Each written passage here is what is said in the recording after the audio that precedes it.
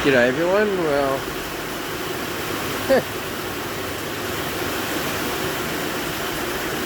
it's absolutely pissing down rain here and I'm going to try and make a video. So I've got the 2007 cbr1100 Blackbird. Anyway, we're going to synchronise the throttle bodies and adjust the cold start wax valve. And yeah, so obviously you've got to take the seat off.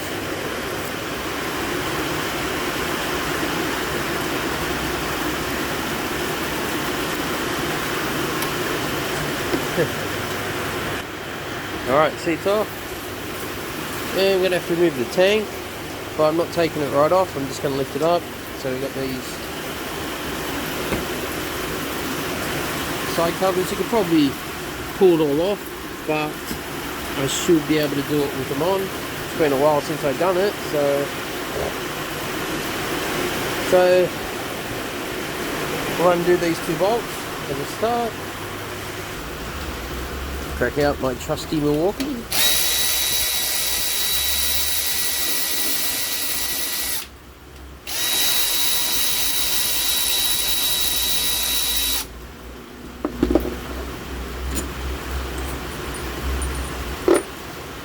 Put them there. Sometimes I put them in my pocket. Alright. So to get the tank off, undo the two at the back. Kind of slide it back. Tilt it up. And get these two rubber tabs. Sit it back down with the rubber grommets just sitting above. And take the spaces out of the rubbers.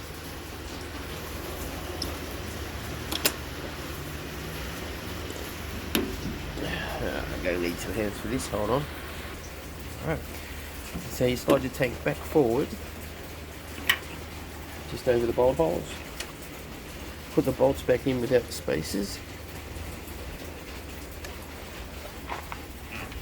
Not all the way, just enough.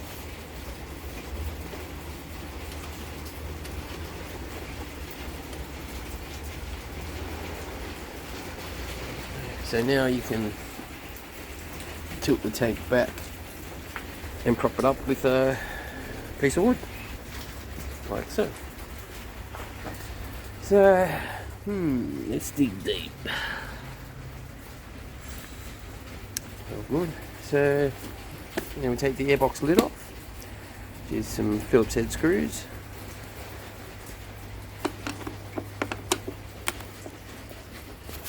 What the fuck is that? I have a spider. No more spider.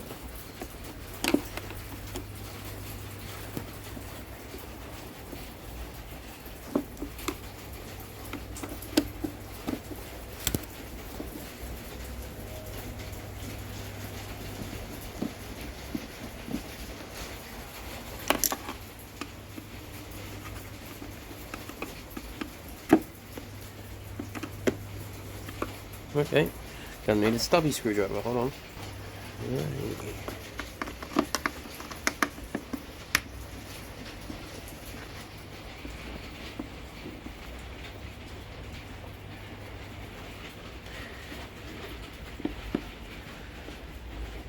It's not too hard of a job. It's easier if you've got chipmunk fingers.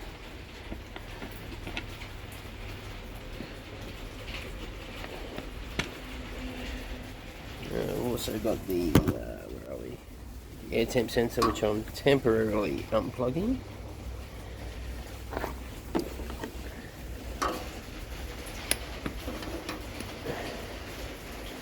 There we go.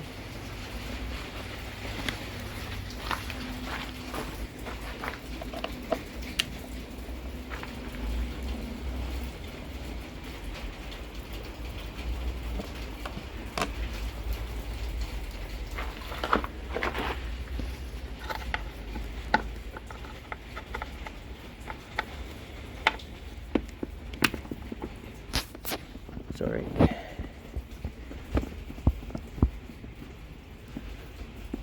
All over the place.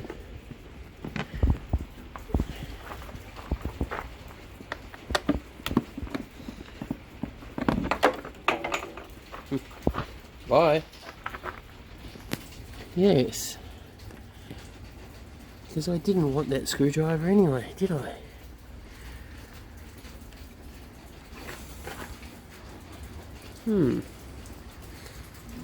Good job. Alright. Went fishing, got my screwdriver back.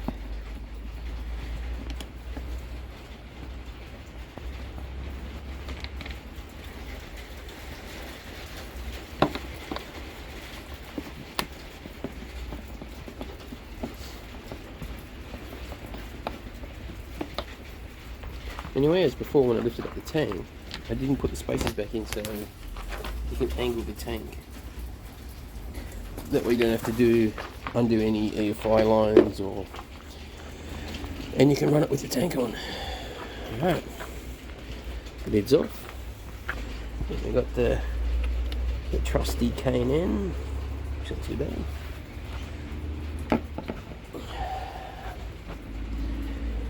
Now I gotta remove this.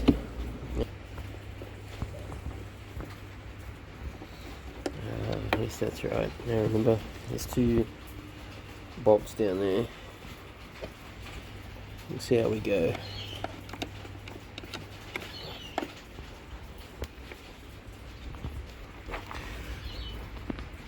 I don't remember them being that tight.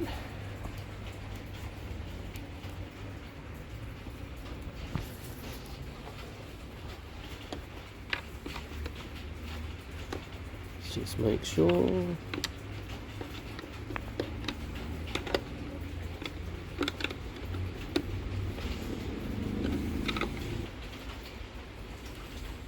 Get it out.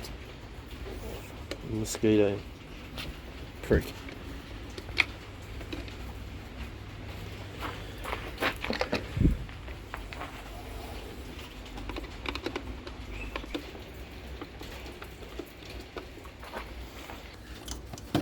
Okay.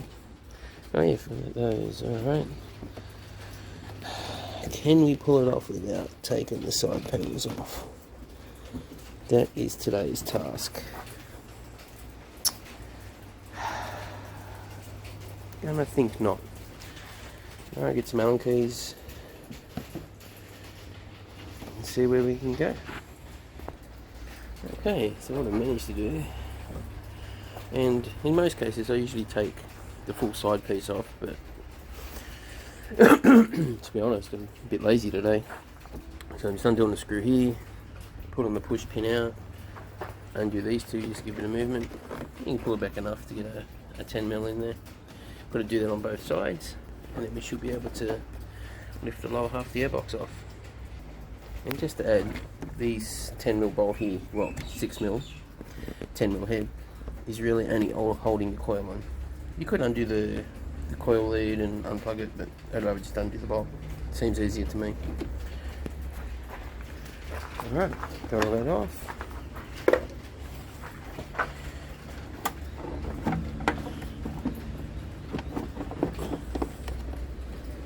Oh, that's right.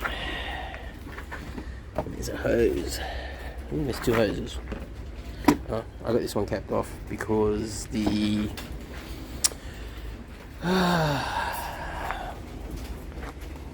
air, what do you call it?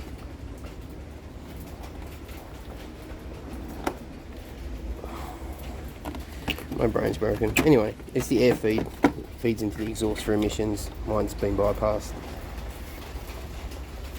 Not for any specific reason, just it pissed me off one day. So I just unplugged it. And to be honest, this bike has always had a slightly choppy idle. So I thought, you know, I'll remove it and see if that had anything to do with it. Which it didn't, so.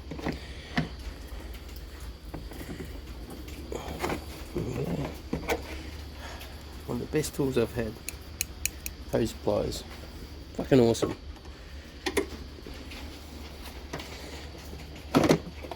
And there we have it. Lower airbox off. Now right here, which is there, we have this cold start wax valve. And the problem with this one is on cold starts it works fine, but I believe it's out of adjustment as it warms up. Before it's fully warmed up, it shuts off a little early, so then the bike idles really slow. So, and I think it has some play in it. Oh look, corrosion. No. Anyway, so what we'll look at first. So now to do the synchronise. This is going to be really hard to show you, but there is. Let me get some focus going. There is one of those on each cylinder. It's an M6 threaded bolt, and that's where we screw the vacuum lines for the vacuum gauges. And somewhere buried deep in here, these here. We've got 3 of them. This is the base carburetor. Oh, well, hang on. This is the base throttle body, and then you sync all these to match that. Alright, I'll get set up and I'll be back. Alright, we're getting there. So, here's a little note. If you don't want to fish out bolts for hours afterwards, I use one of these magnetic pickups. So once I undo it, I can just grab it and pull it out. Because I have, and I'm sure others have, had that little screw fall, and then it's gone forever. Alright, let's get cracking. Alright, bit of pain, but yeah, we've got the vacuum fittings and lines hooked up to the Carb Tune Pro, which I quite like. I did have a generic 4 round gauge off eBay, and yeah, it wasn't very accurate, to be honest. So I'm running this, and so far I'm pretty happy with it. So now, air temp sensor.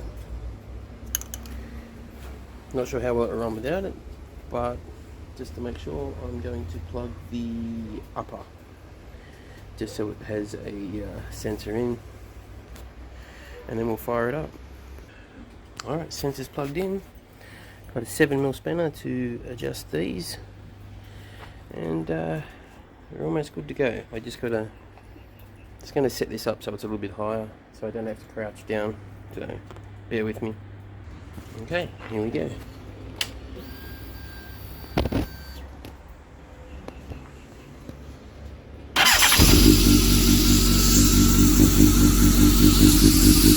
It's not far out, but it is cold, so I'm going to let it run for 10 minutes till it gets up to operating temperature. And yeah, so I'll be back then. Alright, it's been idling for a while, and to be honest, it's pretty good. But yeah, we'll give it a little tweak.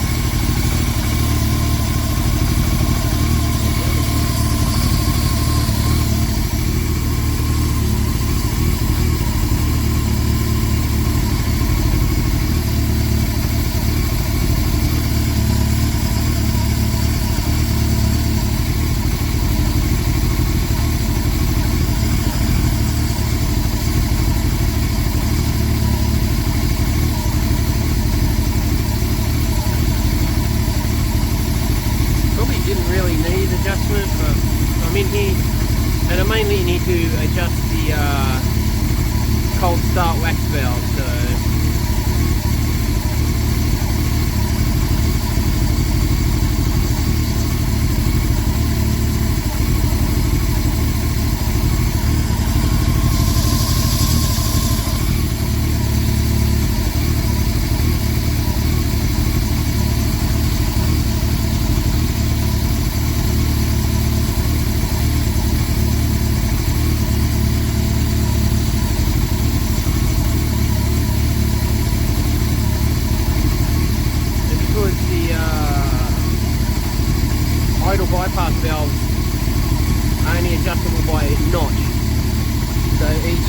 time you turn it, it has a click.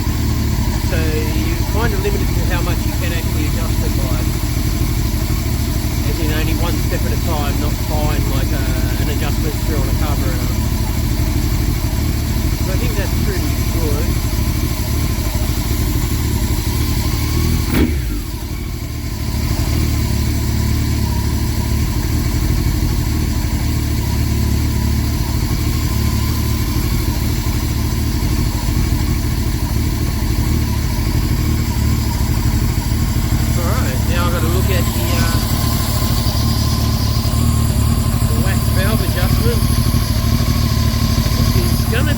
Hard to film, but I'll see how I go.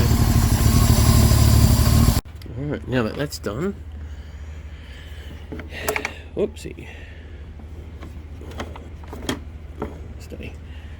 So now we've got the starter valve, which is a coolant heated wax valve.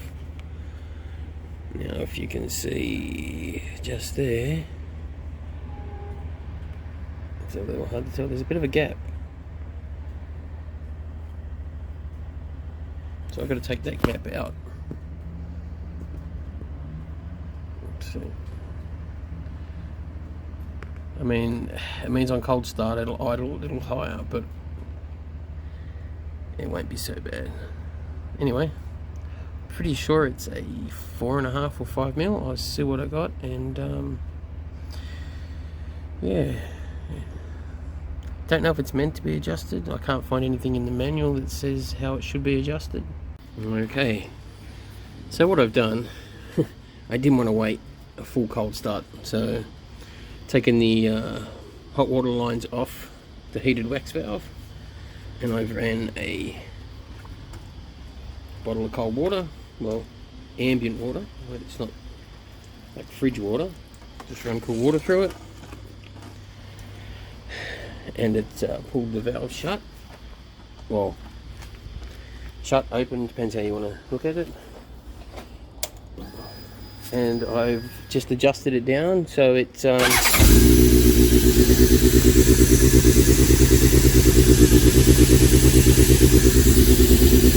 there should be about right. I'll just keep an eye on it, make sure it doesn't rise any more than that.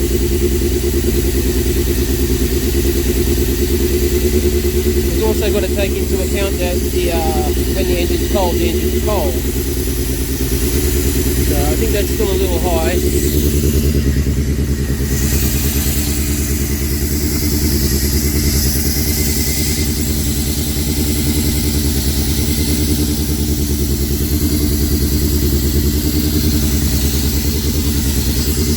You can't really see, but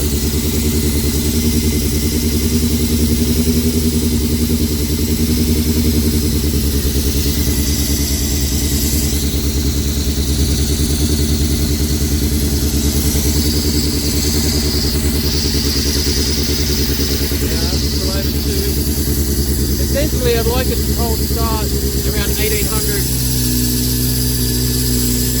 to drop. Now I'll put water back through it.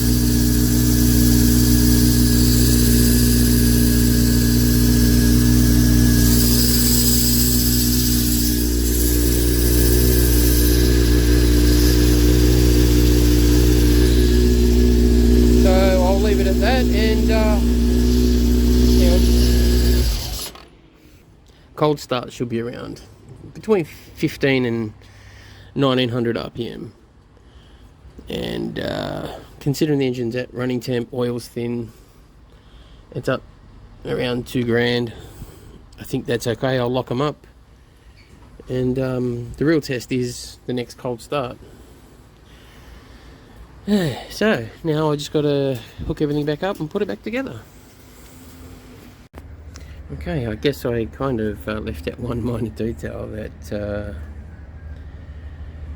the wax valve actually has a nut with a lock nut. So you need these, again, tiniest of spinners. I'm not even sure what they are. They're not metric, but they fit. So you undo the lock nut, wind it in, and then do the lock nut back up. Alright, time to put this in. is the fiddly part. You've got cables which run through that center section. And you've got this tube. And then you got this hose. So, let's see if I can get it.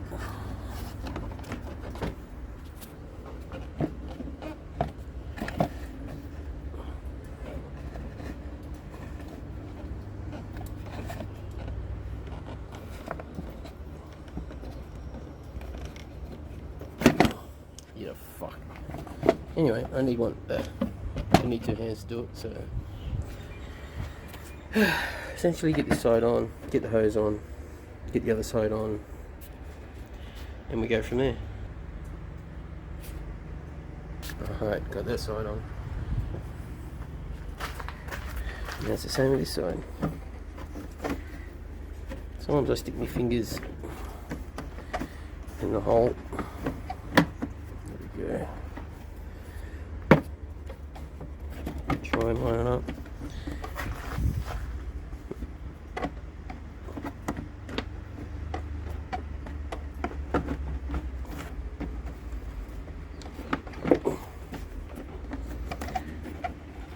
There we go. Make sure that hose stayed on. Yeah. That's it. Also make sure the O-rings that are underneath are still where they should be. I'm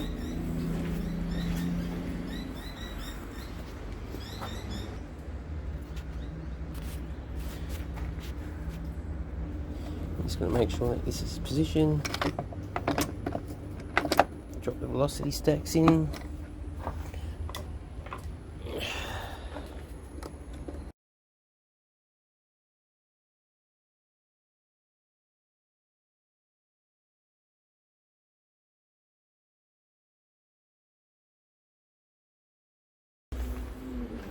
The lower on, the ram air tubes are in.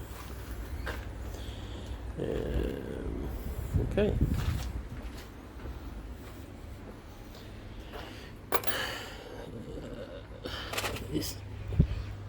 So now I just got to flip the coil back up.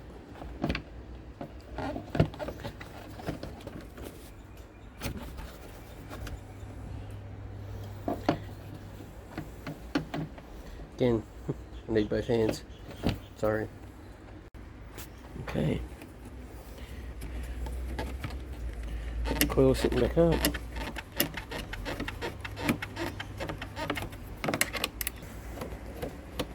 It's pretty much the reversal of the removal, obviously.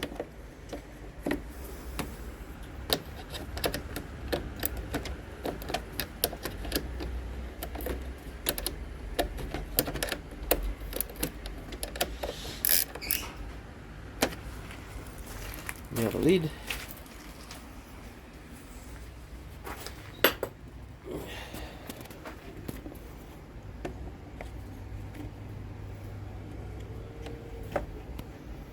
Now a trusty K&N. Just want to make sure it's right down in the groove. Sorry. My camera aim is somewhat to be desired.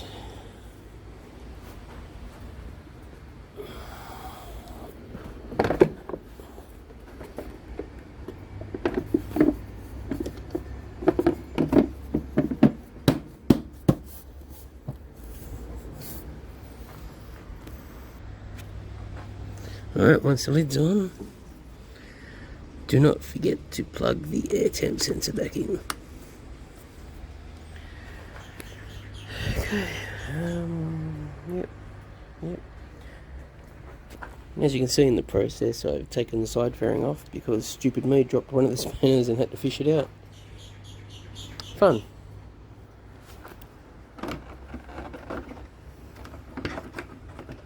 Anyway, we'll drop the tank down, and when you drop the tank down, just make sure to keep these out, otherwise you'll demolish them in your tank. Alright, tanks drop down. 2 metal sleeves.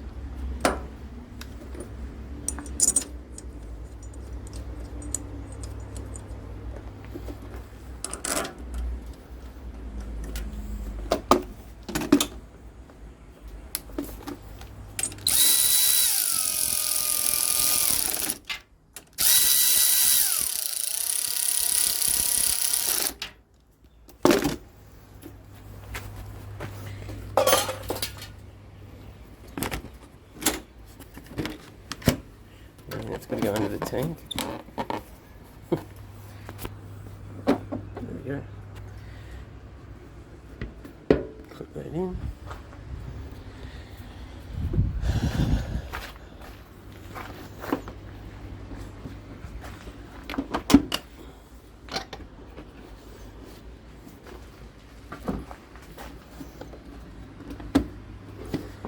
Set in. You've also got this push pin. There's the man.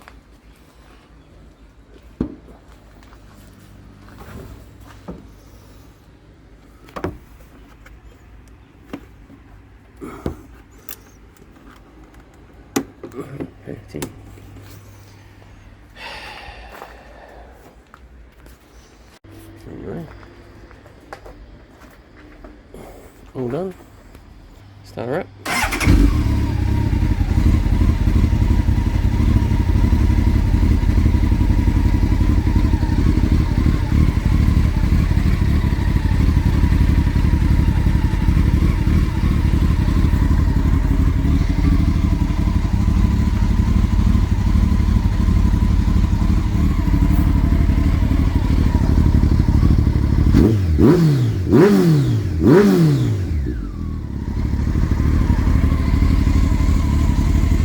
That's it, all done.